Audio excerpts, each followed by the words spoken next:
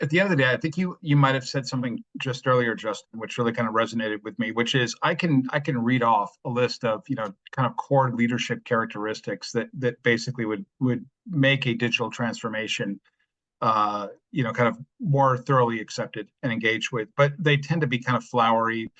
A couple of the real critical ones would be your ability to vision for your people.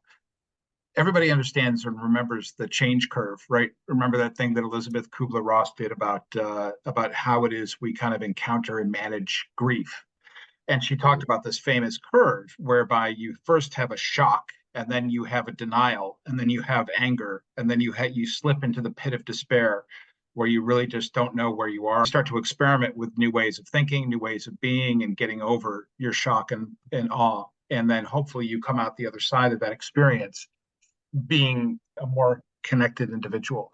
You change things at work and say, no, you've been doing this like this for 20 years, but we're going to change everything. We're going to trust these new fantastic computers. You have to help them see over the curve. A great way of doing that is by thrusting people into it and sitting them amongst champions and people who love doing this sort of thing, and actually experimenting with it. Start with fun, whimsical, silly things to go solve for, and be amazed by the power of the tool. And once they start to get into the rhythm of getting some real answers, then give them some real assignments. The idea is you always need to be modeling a sense of vision, a sense of agility, a sense of willingness to do it yourself, show people that you can do it, and then this ability to listen to people's fears and uncertainty and doubt as they're going through this, but very quickly move them to the next phase at speed.